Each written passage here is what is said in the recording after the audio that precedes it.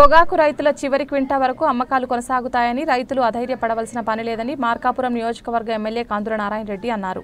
ప్రకాశం జిల్లా పొదిలిలోని పొగాకు వేలం కేంద్రాన్ని సందర్శించి రైతులతో అధికారులతో మాట్లాడి వేలం నిర్వహణ పరిశీలించారు.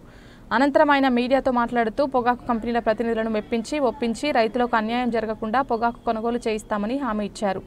గత ప్రభుత్వ ప్రతినిధులు మద్యం స్కామ్ నుంచి ప్రజల దృష్టిని మరచాలని పొదిలి పొగాకు వేలం కేంద్రం సందర్శన పెట్టుకున్నారని, ఇన్ని రోజులు రైతుల మీద ప్రేమ ఏమైపోయిందని ఆయన ప్రశ్నించారు.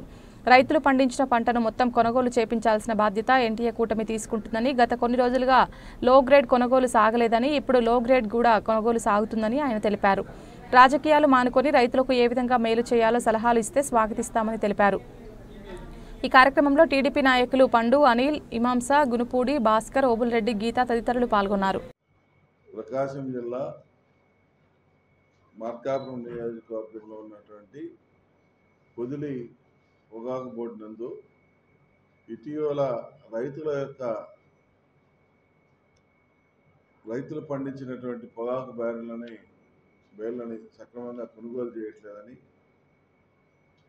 రైతులకు అన్యాయం జరుగుతుందని, ఇటీవల కాలంలో రైతులు ఆందోళన చేపడితే దానికి తెలుగుదేశం ప్రభుత్వం ఎన్డీఏ కూటమి స్పందించి ఇటీవల కాలంలో కంపెనీలకు సంబంధించినటువంటి యాజమాన్యాలతో మాట్లాడి ఎట్టి పరిస్థితుల్లో రైతులకు న్యాయం జరగాలి, రైతులు పండించిన పంటనంతా కూడా మనం కొనుగోలు చేయాల్సిందేను అని తెలుగుదేశం ప్రభుత్వం ఎన్డీఏ కూటమి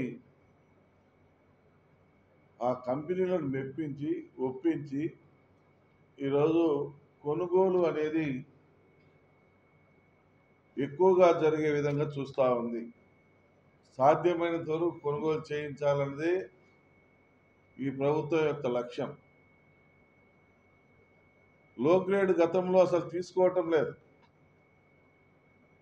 ఈ సంవత్సరం పండిన పంటలో లో గ్రేడ్ తీసుకోవట్లేదని రైతులు ఆందోళన చెందుతూ ఉంటే ఎట్టి పరిస్థితుల్లో లో గ్రేడ్ తీసుకోవాల్సిందేను.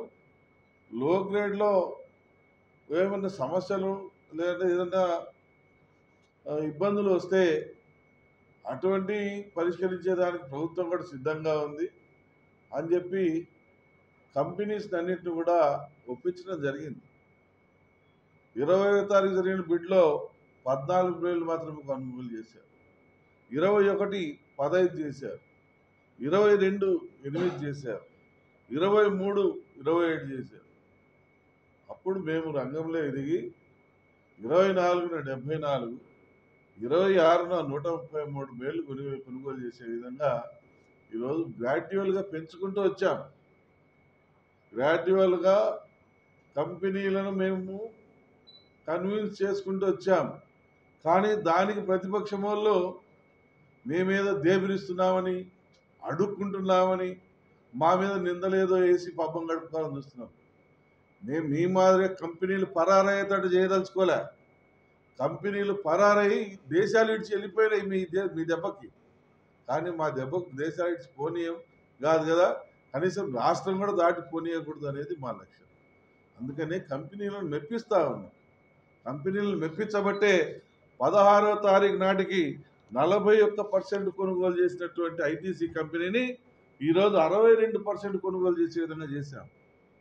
అలాగే పోల్శెట్టి కంపెనీ ఆ రోజు 11% కొనుగోలు చేసినటువంటి కంపెనీని ఈరోజు 16.5% కొనుగోలు చేసేలా చేశాం. అలాగే జీపీఐ కంపెనీ ఆ రోజు 4% కొనుగోలు చేస్తే ఈరోజు 6% కొనుగోలు చేసేటట్టు చేశాం.